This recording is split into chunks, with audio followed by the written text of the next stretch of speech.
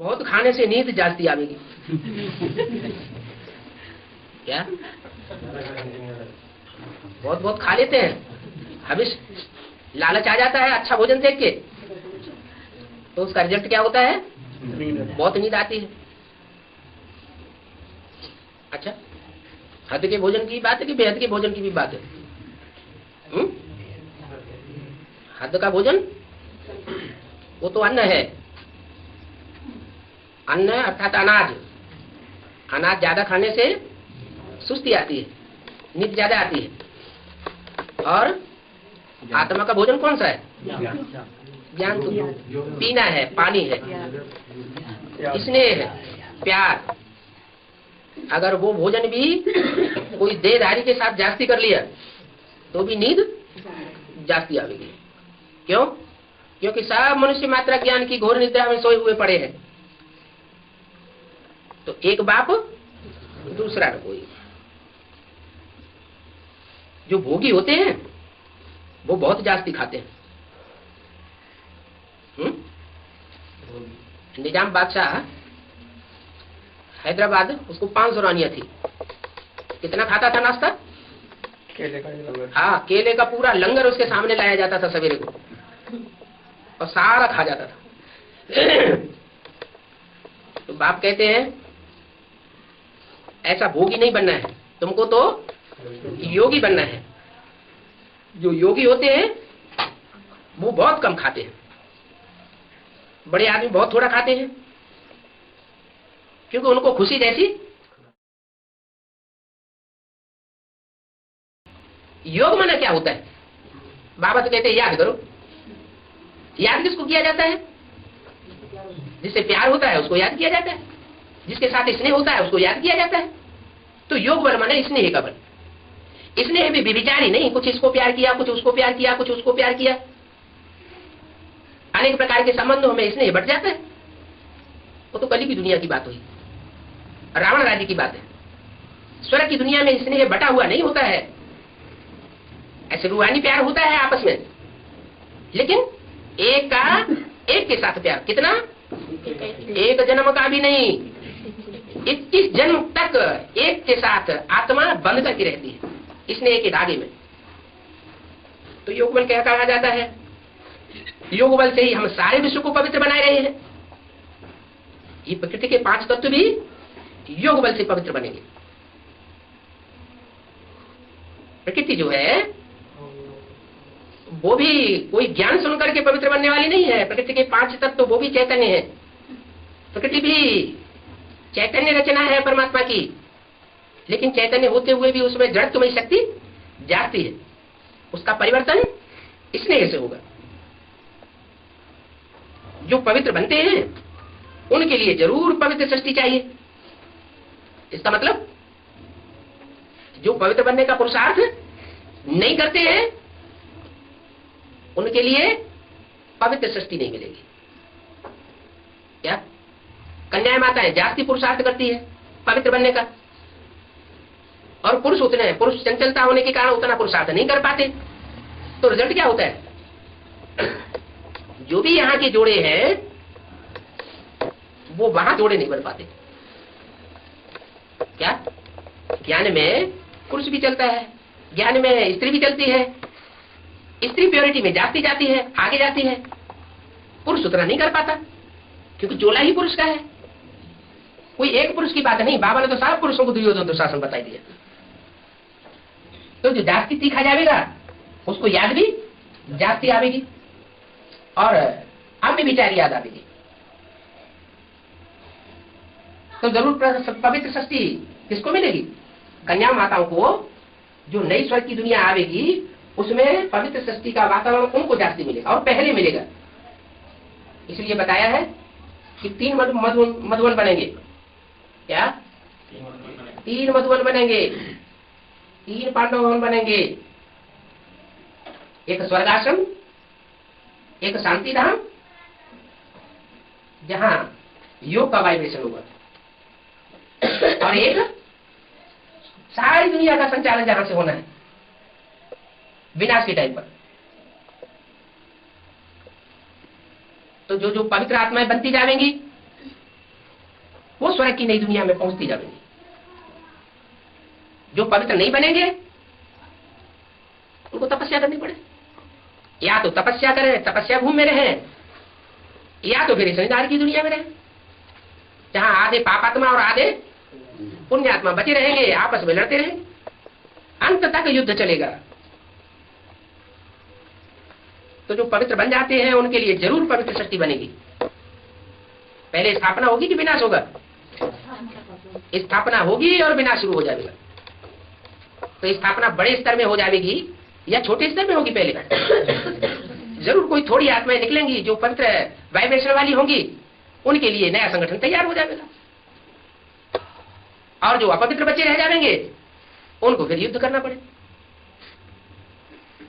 तो सब तो योग में नहीं रहते क्या? सब एक जैसे स्नेह में, अव्यभिचारी याद में नहीं रह सकते। नंबर 12 जानते हैं जो करेगा सो पावेगा। क्या क्या पावेगा? स्वर्ग। जो करेगा सो स्वर्ग में पद पावेगा, नहीं करेगा तो बच्चों को सर्विस पर रहना चाहिए। तरीका क्या बताया? हाँ, अगर माया ज्यादा ही तंग करती हो तो जिनको जितना जाती माया तंग करे उनको उतना ही जाती ईश्वरीय सेवा में लगे रहना चाहिए। उससे क्या होगा? बुद्धि बढ़ेगी नहीं। क्यों? सर्विस करने से अवस्था नीचे नहीं गिरती। दूसरों, हाँ, जो सर्विसेबल बच्चे होते हैं, सेवा में ही लगे रहते हैं, उनको विशेष एक प्राप्ति होती है कि उनको बाप याद करते हैं। क्या? दुनिया बाप को याद करती है और बाप सर्विसेबल बच्चों को याद करते हैं। तो चाहे कितने भी विकारी हो, पतित हो, कैसे भी दुर्योधन दुशासन हो, लेकिन बाप की ये गारंटी है जो सर्विस में लगे रहेंगे उनको बाप की याद का जो विशेष सहयोग मिलेगा वो उनको ऊंचा जरूर उठाएगा। तो कभी हौलट नहीं होना चाहिए, होल दिल नहीं हो जाना चाहिए। अरे हम तो आई पुरुष तन, हमसे तो ये कंट्रोल होने वाला नहीं है। बाप तरीका बताते हैं क्या करना है।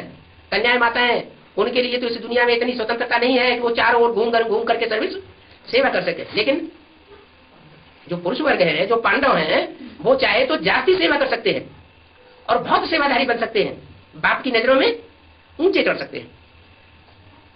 शिव बाबा कहते हैं मैं पतित पावन हूं। जो जाति पतित बनते हैं, चंचल बुद्धि किसकी जाति बनती है? जो जाति पतित बनते हैं उनकी बुद्धि भी चंचल बनती है। तो जो जाति चंचल बुद्धि बनते हैं, पतित बुद्धि बनते हैं, मैं उन्हीं को आकर के उठाने आया हूं। तो इस बात में हंक नहीं होना चाहिए। किस बात में? कि मैं तो बहुत पतित हूं, मैं तो बहुत चंचल हूं। नहीं, बाप आया ही है पतितों को पावन बनाने के लिए। सिर्फ माम एकम याद करो। क्या शर्त क्या रख दी? सर्विस बहुतों की करो, सेवा भला अनेकों की करो, लेकिन कहीं भी बुद्धि का लगाव फंसना नहीं चाहिए। जिनकी सेवा करो उनकी सेवा की और उसको दे दिया। तेरी सेवा, उसका रिजल्ट तेरे हवाले। अगर उसमें ममत्व आ गया कि ये मैंने सेवा की, ये मेरी रचना है, तो वो हिलगाई देगी। इसलिए माम एकम याद करो। माम एकम याद करेंगे तो तुम्हारी खाद निकलेगी। याद तो करते हैं, लेकिन थोड़ा बाबा को भी याद करते हैं, थोड़ा थोड़ा दूसरों में भी बुद्धि जाती है, तो व्यभिचारी याद हो जाती है। तीव्र योग अग्नि नहीं जागती। जैसे सोना होता है ना, तो सोना जब धीमी आग में डाला जाएगा तो वो गलेगा नहीं, और तीखी आग में डाला जाएगा तो गल जाएगा, और तो उसका सारा कचरा अलग हो जाएगा, साफ हो जाएगा। ऐसे ही ये योग बल का हिसाब है। अगर एक की याद होगी तो तीव्र अग्नि जलेगी। तीव्र अग्नि जलने से जो भी विकार हैं, जो भी विकृतियां हैं, जन्म जन्मांतर की आत्मा में संस्कार भरे हुए हैं, विपरीत कर्म करने के, परमात्मा ने जो कर्म करना सिखाए थे उन कर्मों की विपरीत कर्म करके संग के रंग में आकर के जो हम नीचे गिरे हैं, उससे हमारा छुटकारा जल्दी से हो जाएगा। तुम आम एकम याद करो तो तुम्हारी खाद निकल जाए। समझाओ, याद हो, कौरव पांडव क्या करते भाई, शास्त्रों की बातों को कहां टैली करके समझाओ। अभी वर्तमान में ब्राह्मणों की दुनिया में टैली करके समझाओ। कि जो ब्राह्मणों की दुनिया के यादव हैं, उन यादवों की सेना को भी कृष्ण ने, कहते हैं भगवान ने अभी छोड़ दिया। उनको सपोर्ट अभी, भगवान का जो पार्ट है वो सपोर्ट नहीं कर रहा है। उनको किसको दे दिया? कौरवों को दे दिया। और वो यादव क्या करते भाई हैं? हाँ, बहुत शराब पीते हैं। शराब पी पी के अपनी बुद्धि खराब की हुई। इस भारत देश में कन्या माताओं के लिए ये गायन चला आ रहा है कि सीता सावित्री जैसी कन्या माताएं पर पुरुष के सामने आंख उठा करके भी नहीं देखती थी, उसको भी व्यभिचार समझती थी। समझती थी कि हमारा पतिव्रता धर्म नष्ट हो जाएगा, खंडित हो जाएगा। उसी भारत देश में अभी जो ब्राह्मणों की संगम की दुनिया में यादव घुसे हुए हैं, उन्होंने योग के नाम पर देखो कैसा भोग चलाया हुआ है। ऐसी बुद्धि भ्रष्ट कर दी है कि कोई की बुद्धि में बात बैठती नहीं, कि अनेकों की दृष्टि से ये सृष्टि संग के रंग से पतित होती है और एक की दृष्टि से ये सृष्टि पावन हो सकती है। तो तुम यादव कौरव पांडव क्या क्या करते भाई, इन बातों पर बहुत अच्छी रीत समझा सकते हो। कौरव क्या करते भाई, उनमें अहंकार बहुत होता है, हमने ये किया वो किया। आज के नेता लोग क्या कहते हैं? वो ये बात मानने के लिए तैयार होंगे कि हिंदुस्तान हम नीचे गिरा रहे हैं? बिल्कुल मानने के लिए तैयार नहीं होंगे। वो कहते हैं हमने बहुत तरक्की की है, भारत देश बहुत तरक्की की तरफ जा रहा है। अरे तरक्की की ओर जा रहा है कि विनाश के गर्त में धकेल रहे हो। माने जैसे कौवे होते हैं ना, कौ रव, शास्त्रों में जितने भी नाम है वो जैसा जैसा काम किया है वैसा वैसा नाम पड़ गया। तो कौवा काव काव बहुत करता है, वो काव काव का मतलब कुछ भी नहीं होता। काव काव जहां कौवा करेगा वहां ढेर सारे कौवे इकट्ठे हो जाएंगे। कौवा क्या खाता है? गंध खाता है। गंध माने बेविचार। तो कौरव गवर्नमेंट ने 5 स्टार होटल बनाए हुए, सरकारी होटल भी बने हुए, उन्हें बहुत गंध चलता है। अब इतना बेविचार चलेगा तो भारत का क्या हाल होगा? भारत की जो कन्याएं माताएं जिनसे भारत का उत्थान होता है, घर की धरणी अगर श्रेष्ठ हो तो घर स्वर्ग बन जाए, और घर की धरणी अगर भ्रष्ट हो जाए तो घर नरक बन जाए। तो कौरव गवर्नमेंट ने क्या हाल कर रखा है? बाहर की कौरव गवर्नमेंट की बात करेंगे बाबा? बाबा किसको पढ़ाने आए हैं? ब्राह्मणों की दुनिया में पढ़ाई पढ़ाने आए हैं ना। तो ब्राह्मणों की दुनिया में जो कौरव गवर्नमेंट के लोग हैं, उनको फॉलो करने वाले हैं, चाहे उनकी प्रजा है या उनके अधिकारी हैं, उनके लिए बाप की पढ़ाई है कि ये जो तुम बड़े बड़े सेंटर्स खोलते जा रहे हो, इनमें धंधा क्या करवा रहे हो? कौन सा मुख्य धंधा चलता है? जो भी जिज्ञासु आते हैं ज्ञान की बातें नहीं सुनते हैं। ज्ञान की बातें सुनने में उनको उतना रस नहीं होता है। किस बात में रस आता है? हाँ, दृष्टि लो। थोड़ा योग सिखाओ बहन जी। बाबा कहते हैं योग सिखाया नहीं जाता है। योग सिखाने के लिए कोई मनुष्य गुरु निर्धारित नहीं है। ये तो तुम इंद्रियों का व्यभिचार फैला रहे, इंद्रियों से विकार फैला रहे हो। बाप कहते हैं दृष्टि योग, ये भी एक प्रकार का बुद्धि लटकाए देता है। क्या? बार बार किसी से दृष्टि लेंगे तो उसमें बुद्धि लटक जाएगी। बुद्धि लटक जाना माना शादी। शादी में क्या होता है? कन्या को पति का फोटो दिखाया जाता है और फोटो देखते ही कन्या की बुद्धि उसमें लटक पड़ती है। यहाँ तो फोटो की भी बात नहीं, यहाँ तो चैतन्य सामने बैठा हुआ। तो क्या हो रहा है? जैसे लौकिक दुनिया में धर्मशालाएं खोली हुई हैं, बाबा कहते हैं ये कोष घर खोले हुए हैं। क्या? इनमें कन्याओं को पोसने का धंधा चल रहा है। ये शादी बर्बादी है। इंद्रियों की विकृति में जाना, विविचार में जाना माना शादी। शादी कोई दूसरी चीज नहीं है। ढोल मजीरा बजा लिया उससे शादी नहीं होती है। अगर ढोल मजीरा बज जाए, भावरे भी पड़ जाए और कन्या भाग खड़ी हो और कहीं योग आश्रम में जाकर के भगवान से योग सीखने लगे, तो उसको कहेंगे उसकी शादी हुई? शादी नहीं हुई। शादी कहा जाता है बर्बादी को। जो इंद्रियों से व्यभिचार चलता है, उस व्यभिचार से शादी हो जाती है, बुद्धियोग लटक पड़ता है। जब बुद्धियोग लटक पड़ता है तो जैसा बुद्धि को संग लगता है वैसा रंग चढ़ता चला जाता है। कितने ये कोष घर खुले हुए, असंख्य कोष घर खुलते जा रहे हैं। भारत में ही नहीं, विदेशों में भी खुल गए और हर विदेश में खुल गए हैं। और उन कोष घरों से ढेर सारा पैसा आ रहा है। किस कोष घर खुलते जाओ और पैसों के अंबार लगाते जाओ। तो बोला ये समझाना है कि यादव, कौरव और पांडव क्या क्या करते भाई। बाबा तो बहुत अच्छी रीति समझाते हैं। बाबा से ज्यादा अच्छी रीति कोई समझा नहीं सकता। क्यों नहीं समझा सकता है? खुद ही समझो ना। है नहीं, सागर तो है, लेकिन बताया है विनाशाय च दुष्कृताम, दुष्टों का विनाश करने की ताकत सिवाय भगवान की 3 मूर्तियों में से जो तीसरी मूर्ति महादेव की मूर्ति है, उसके अलावा और किसी में ये ताकत नहीं है।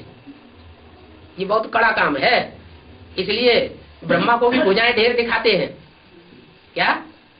ब्रह्मा को ढेर सहयोगी रूपी भुजाएं दिखाई है, विष्णु को भी भुजाएं दिखाते हैं, जगदम्बा को भी ढेर भुजाएं दिखाते हैं, लेकिन शंकर को ढेर भुजाएं नहीं दिखाते। माने सदा काल उनका कोई सहयोगी बन सके ये नहीं होता।